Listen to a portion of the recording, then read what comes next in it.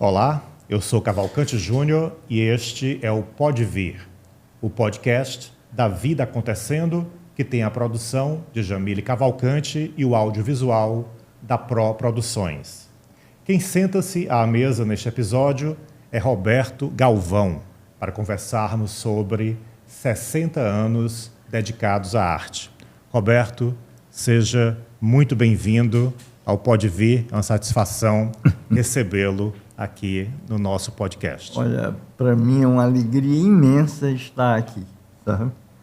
E nessa data tão importante, 2024, você está completando 60 anos como artista, numa história que começou ainda menino, digamos assim, né? Você tinha 14 anos de idade, quando pela primeira vez você expõe no Salão de Arte Estudantil e no Salão Municipal de Abril, e a sua obra já se destaca com apenas 14 anos de idade. Como foi esse começo? Não, eu pinto desde de menino mesmo, né? Desde 7, 8 anos eu pintava. Essa data ícone, vamos dizer assim, é a data de participar de exposições, né? de publicitar o meu trabalho, né? Das outras pessoas verem. Porque antes era só família que via e eu pintava.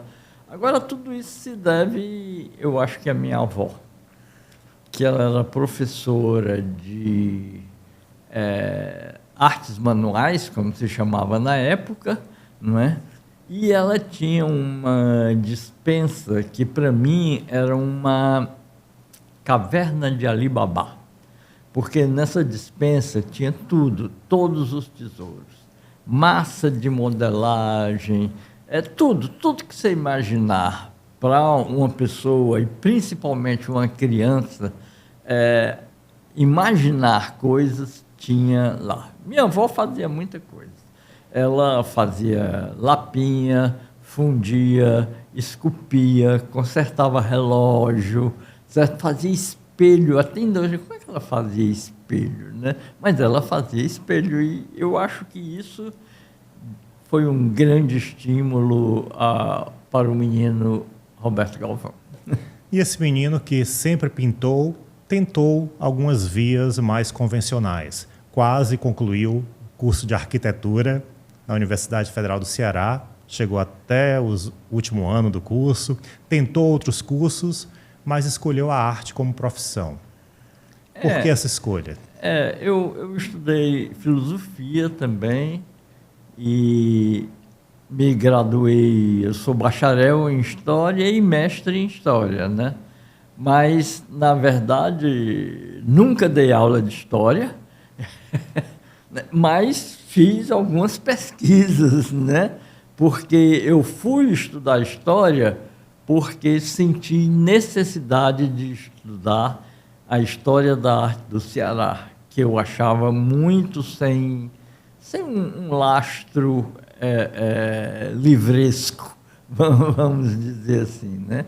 Aí eu fui pesquisar e li todo o livro do Barão de Estudas, tinha o dicionário bibliográfico atrás das pessoas que ele dizia que eram artistas.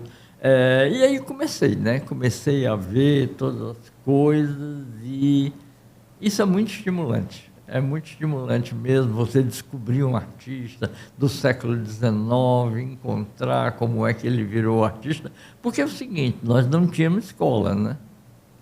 Então, como é que o artista tornava-se artista num lugar, era o exílio. O exílio era o único caminho que o artista tinha aqui para se desenvolver. E para se profissionalizar, ainda hoje é muito difícil. Então, no Ceará, a escola do artista, por volta de 1970, era o exílio? Ainda era o exílio, não é? Muita gente ia, ou quase todos, iam para o Rio de Janeiro, para a Escola Nacional de Belas Artes, né? Era o caminho natural, né? Agora havia uma escola invisível, que inclusive é o meu trabalho de mestrado, não é? Porque os artistas se reuniam e trocavam informações, trocavam livros, um comprava um livro, emprestava para os outros. Isso, de uma certa maneira, é o que eu chamaria e chamo de escola invisível, né? Essa escola ainda funciona entre os artistas? Muito pouco. Hoje os artistas são muito... Agora está até voltando. Os artistas estão criando o que eles chamam de coletivos, né? E aí eles montam ateliês comuns, né? E trabalham de um certo modo junto. Trabalhar junto é uma grande escola, certo? Talvez a mais importante escola, porque você vai desenvolvendo, vendo os mais experientes trabalharem, e quando tem uma dificuldade, pede uma dica, recebe as informações. É um método muito funcional, funciona mesmo. E foi a falta dessa escola de formação do artista no Ceará, que te fez enveredar pela arte-educação também? Olha, nem sei isso, né? Eu tinha uma dúvida quando fui fazer.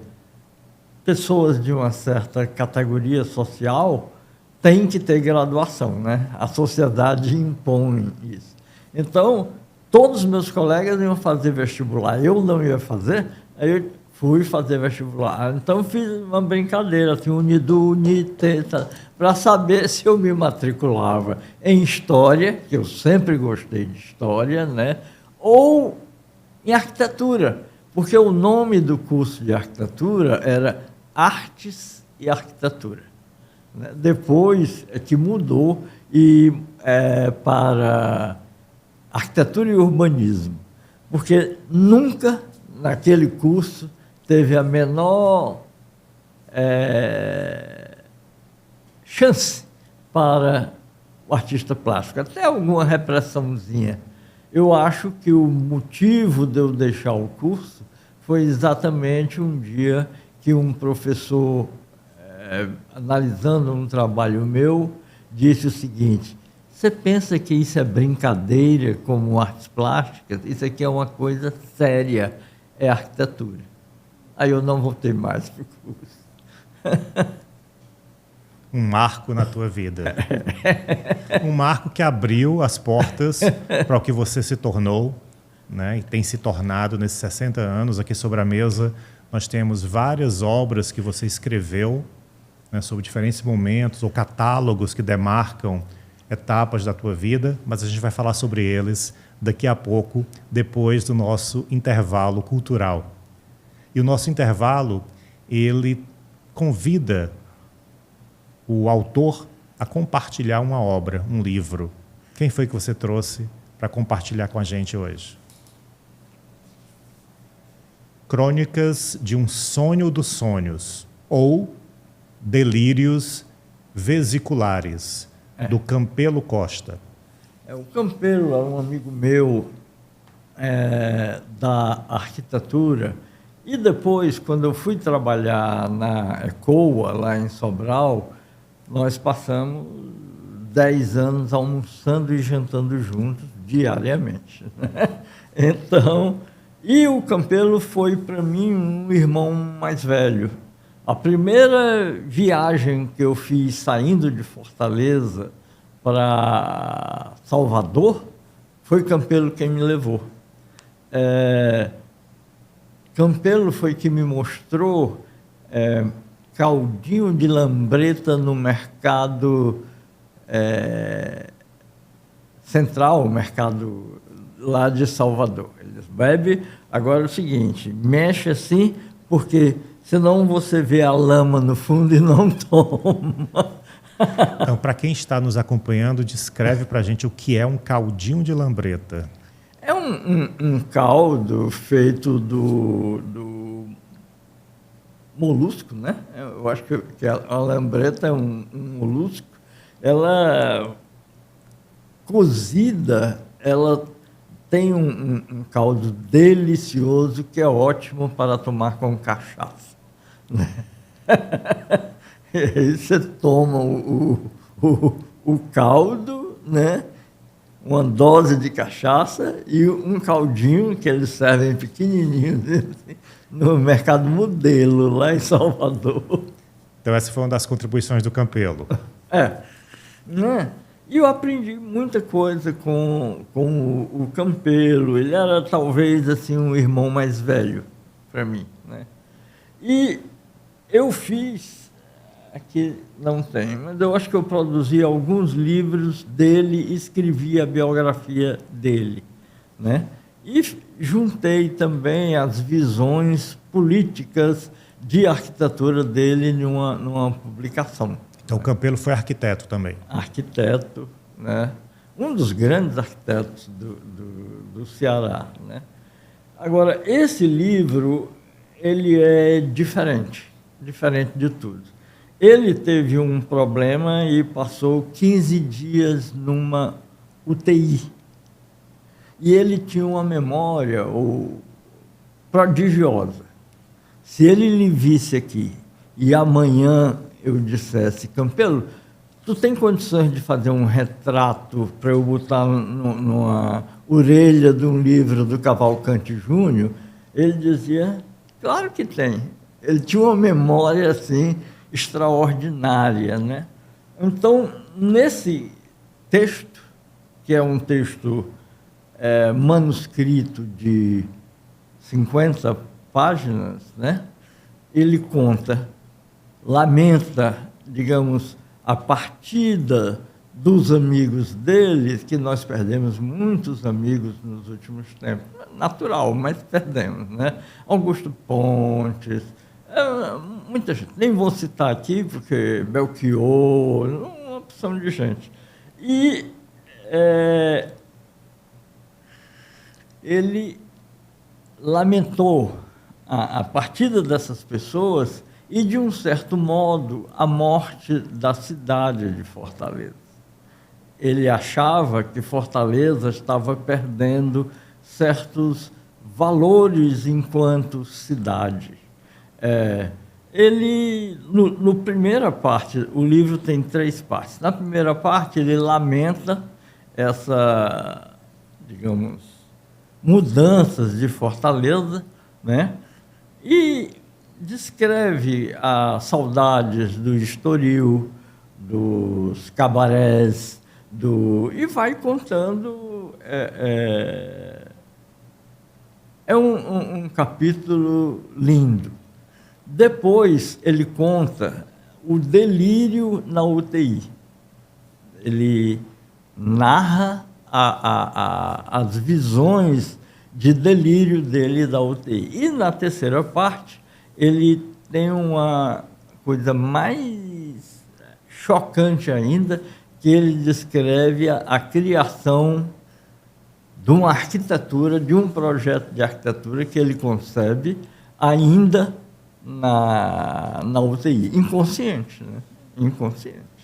Eu acho esse livro, lamento muito esse livro ter sido distribuído só para convidados de uma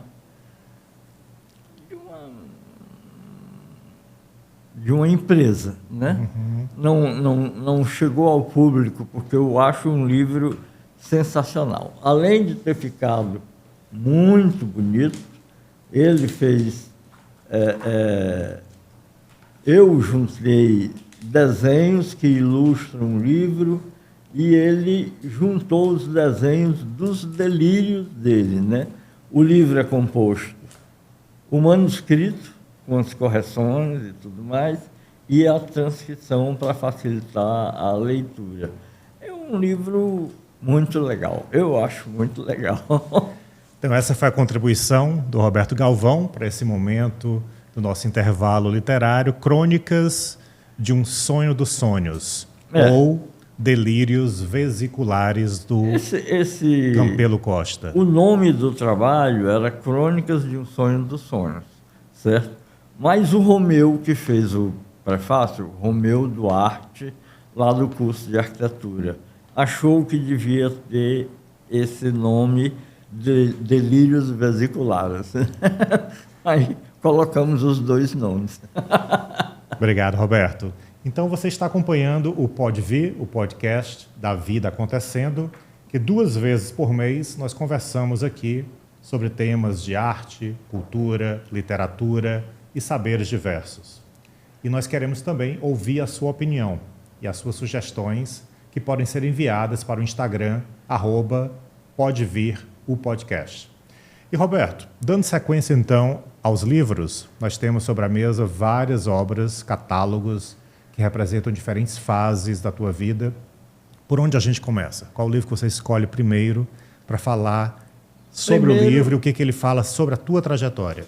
O primeiro, né? Primeiro livro que você escreveu. Que foi mostra pra gente. O Chico da Silva. E a Escola do Pirambu. Escola do Pirambu. Isso aqui foi uma monografia que eu fiz quando eu terminei um curso de especialização em arte e educação, né? Então, eu fiz... O Chico ainda era vivo, né? Então, eu fiz muitas entrevistas com ele, pesquisa, debate, e saiu esta publicaçãozinha quando ele morreu. Foi o livro, esse texto, tem uma curiosidade, ele nunca foi lançado, mas atualmente é muito divulgado, muito conhecido, porque o Chico da Silva está, digamos, efervescente, né? Mas parece que eu fui contactado pela UES, eles estão querendo fazer uma segunda edição. Por que ele não foi divulgado? Porque eu tive que fazer uma viagem e passei 30 dias fora, e a IOSCE, que era a imprensa oficial do estado do Ceará, rodou o livro sem eu fazer revisão. Isso me deu uma raiva enorme, né? E aí o livro não foi lançado. Então, para quem está nos acompanhando, o que foi a Escola do Pirambu? É o seguinte, o Chico, ele era uma pessoa maravilhosa, vamos chamar assim. Era uma pessoa diferente das pessoas comuns, né? Ele, inclusive, numa ideia genial, ele criou um grupo de trabalho para realizar trabalhos dele, né? Trabalho dele, ele como mestre. Ora, isso nunca teve nada demais.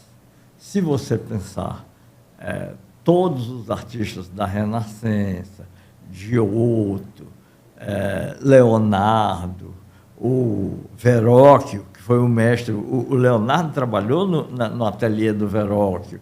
Se você imaginar Rubens, Miguel Ângelo tinha 200 assistentes, Rafael tinha 20 assistentes, né?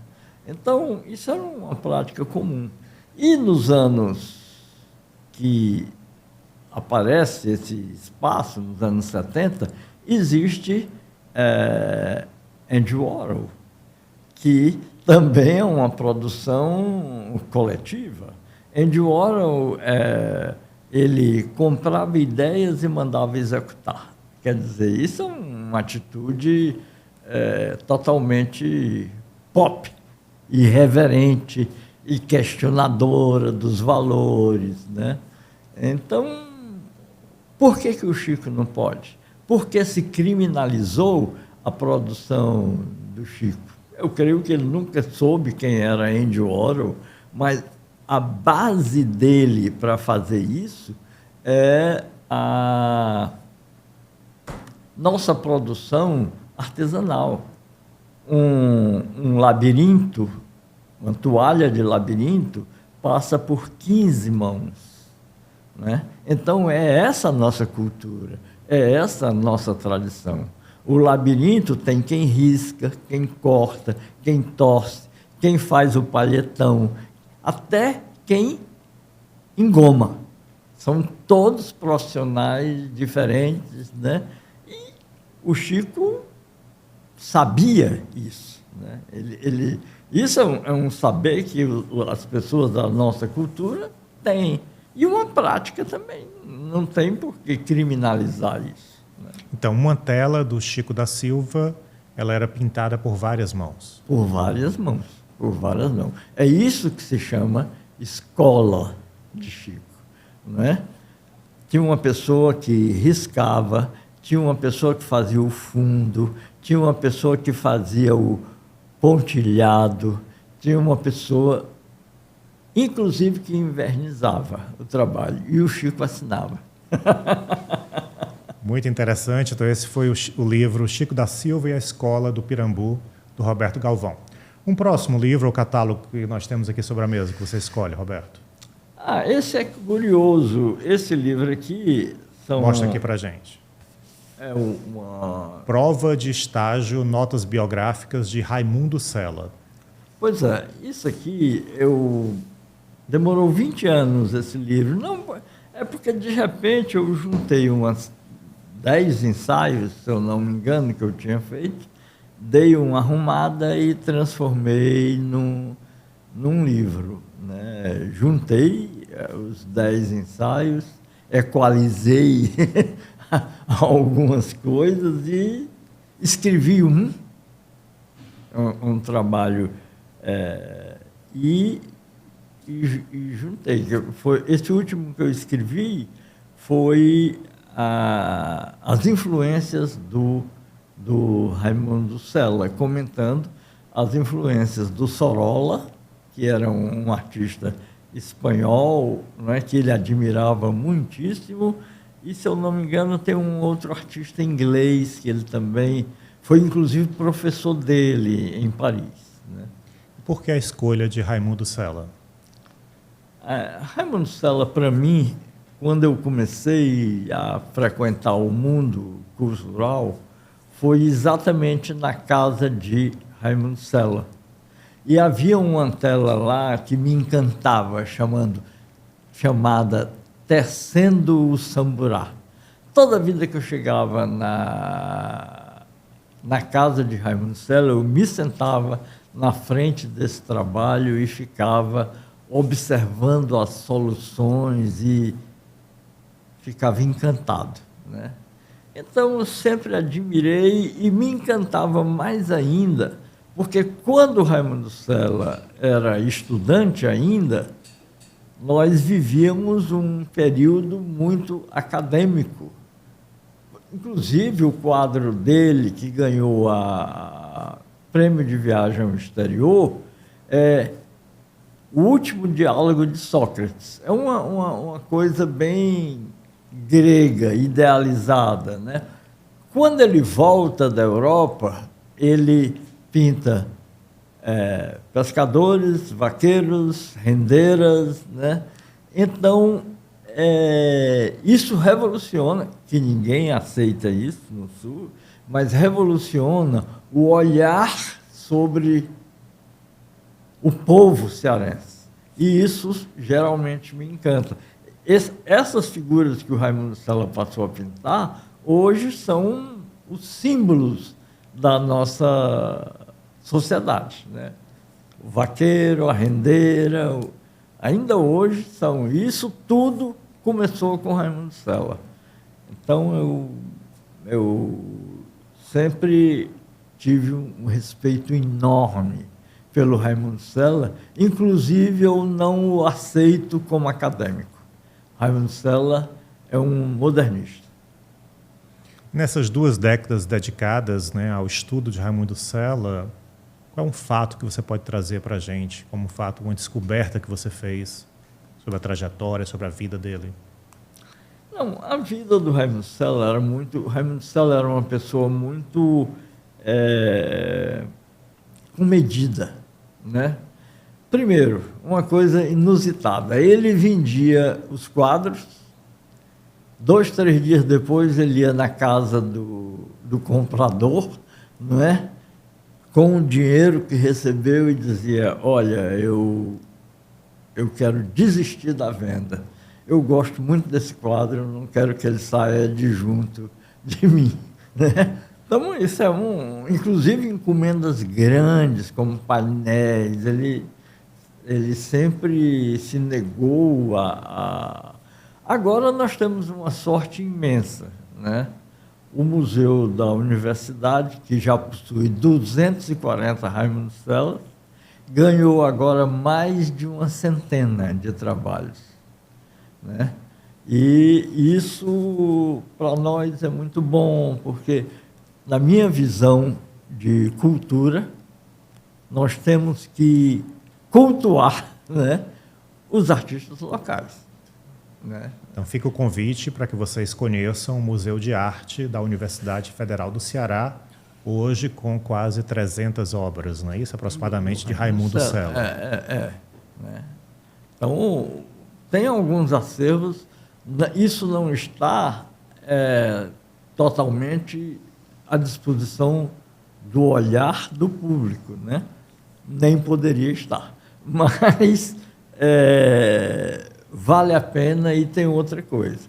O museu tem uma reserva técnica, eu acho que é a melhor do Estado. Então, se a pessoa quiser fazer pesquisa, tenho certeza que a equipe do museu vai orientar e você vai ter condições de pesquisar, digamos, o arquivo do Chablot, o Descartes Gadelha, o Aldemir Martins, o Bandeira, que são artistas que têm um acervo pesado, digamos assim, no Museu da Universidade. Então fica o convite para quem quiser desenvolver pesquisa, né, que procure o Museu de Arte da UFC. Certamente a museóloga Graciele receberá com os braços abertos as pesquisadoras, os pesquisadores. E tem, parece, pelo menos tinha, um gestor dessa área, que não precisa nem, eu acho que, chegar à direção do museu. Tem pessoas encarregadas dos arquivos e da reserva técnica. E na sequência, Roberto, um terceiro livro que você escolhe, o catálogo? Aí é esse catálogo aqui. Roberto Galvão, Gravados em Cor e Luz. Aqui a gente chama gravuras, né? Gravados é em espanhol, mas eu acho gravados melhor, sabe, do que gravuras. Então, essa exposição, patrocinada pelos Correios, foi feita 10 anos atrás, era uma comemoração dos meus 50 anos de arte. E eu inscrevi nos Correios, né, para fazer essa exposição em Salvador, se eu não me engano, Salvador, Brasília e Fortaleza. Eu acho que Brasília e Fortaleza não aceitaram a exposição, mas Salvador, ainda bem, aceitou fazer a exposição. E era uma exposição muito legal. Basta dizer que, se eu não me engano, 105 estudantes de artes visuais, estudantes universitários de artes visuais, estiveram presentes na minha exposição. Isso, para mim, foi ótimo, falar com eles, discutir com eles. Foi, para mim, uma exposição, talvez, a exposição Mato Branco, no Palácio da Abolição, também foi muito boa, mas são minhas duas exposições mais significativas. Roberto, nós estamos chegando ao final do nosso bate-papo e eu queria saber sobre o futuro. Eu sei que atualmente você está se dedicando ao estudo de filosofia, de religião, de história. O que é que está por vir para além desses 60 anos que nós estamos comemorando agora em 2024? Não, o museu da universidade pretende fazer uma mostra para marcar a data, né? Então, eu estou trabalhando nisso, estou trabalhando... diariamente eu faço uma pintura, um desenho, eu faço um por dia, né? E pretendo mostrar isso. Eu não pretendo fazer uma retrospectiva. Embora o museu, se eu não me engano, tem mais de 100 obras de minha autoria. O que daria para fazer uma retrospectiva. Mas eu estou pensando em mostrar coisas, pelo menos dos últimos 10 anos. Não fazer 60 anos de pintura ou de arte, não. Mostrar as coisas mais recentes, de um certo modo, para mostrar que 60 anos depois eu estou vivo. E é isso que nós estamos aqui festejando com você. 60 anos dedicados à arte, essa linda trajetória, cheia de percalços, de conquistas, de desafios, mas também de muita felicidade, de muitos coletivos construídos, muitos jovens artistas que foram mentorados por você. E tem uma coisa que às vezes as pessoas não compreendem, mas eu acho que eu estou no momento mais feliz da minha vida. É muito legal estar. E a gente vai guardar essa felicidade aqui, que agora fica registrada, para que outros e outras possam assistir, possam acompanhar, conhecer mais sobre a tua trajetória. Muito obrigado, Roberto, por ter vindo ao Pode Vir. E espero, em breve, estar visitando a tua exposição de 60 anos. E o Pode Vir conta com a ambientação da arte com mesa posta. Cerâmica artesanal para usar, apreciar e presentear. Acesse o Instagram, @arte com mesa posta.